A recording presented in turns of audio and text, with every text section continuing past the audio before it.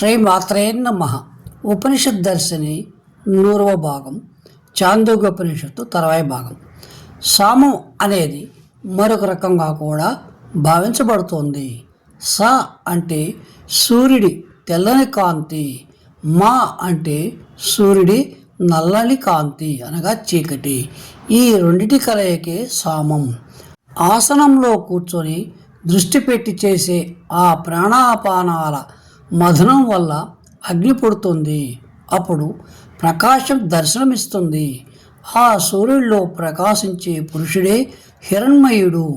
అతడు బంగారు జుట్టుతో, బంగారు గడ్డంతో ప్రకాశిస్తున్నాడు. బంగారు మేని రంగుతో, బంగారు గోళ్లతో, బంగారు పక్షిలా కనిపిస్తాడు. ఆయన కళ్ళు ఎర్రగా పుండరీకం అనగా అగ్నిలా ప్రకాశిస్తాయి. ఆయన పేరు ఉత్. ఈశావాపనిషత్తులో హిరణ్మయే ప్రాత్రేణ సత్యశాపి హితం ముఖం అంటూ ఆ మహర్షులు జ్యోతి దర్శనమైన తర్వాత ఆ సత్యరూప సందర్శనం చేసుకుంటూ వారి వారి అనుభవాలను చెప్పారు. ఈ ఋగ్వేదం సామవేదం అంటే ఆ హిరణ్య గర్భుడే. ఆయనే ఉద్గీతం.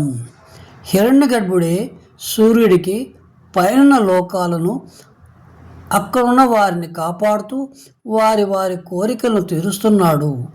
అందుకే సకల దేవతలు ఆ హిరణ్య గర్భుడి మీదనే ఆధారపడ్డారు. ఆయన ఆదిదైవతము. కన్ను, నేత్రేంద్రియము, చెవి, మనస్సులను కూడా రుక్ సామాలుగా భావించారు. ఈ ఉద్గీత గానాన్ని చాలా చక్కగా చేయగల ముగ్గురు మహర్షులు పూర్వకాలంలో ఉండేవారు. ఒకరు శాలవత్యుడి కుమారుడు శిలకముని, చైకితాయి వంశీయుడైన దాల్భ్యముని, ప్రవాహునుడి పుత్రుడైన జైబలి. ఈ ముగ్గురు మహర్షులు మేము ముగ్గురం ఉద్గీతాన్ని గానం చేయడంలో ప్రవీణులము. మీరు అంగీకరిస్తే ఈ సమగానం గురించి చర్చిస్తాము అని మొదలుపెట్టారు. దాల్భ్యముని సామవేదాన్ని స్వర్గసారంగా శిలకమునికి చెప్పాడు. శిలకముని దాల్భ్యుని సామగానంలో దోషాన్ని ఎత్తి చూపాడు. దాల్భ్యుడు కోరగా శిలకముని సామాన్ని భూమిసారంగా తెలిపాడు. భూమి సారమైన ఈ సమగానాన్ని ఈ భూమి నుంచి ఎవరూ తీసుకొని పోలేరు. కనుక ఎవరైనా సమగానాన్ని ఈ భూలోకంలోనే చేయాలి. సమగాన సారమే ఈ భూమి అని శిలకముని బోధించాడు. ఇలా వీరిద్దరి సంభాషణ విన్న జైబలి మహర్షి శిలకముని సామగానంలో కూడా తేడాను చూపించి గమనించి హెచ్చరించాడు. శిలకముని జైబలిని అడుగుతున్నాడు, స్వామి, ఈ లోకానికి సారం ఏది? ఈ లోకపు గతి ఏమి అని ప్రశ్నకు జైబలి మహర్షి ఒక్క మాటలో ఆకాశం అంటూ, ఈ జీవులన్నీ ఆకాశం నుంచే పుడుతున్నాయి, తిరిగి ఆకాశంలోనే లీనమైపోతున్నాయి.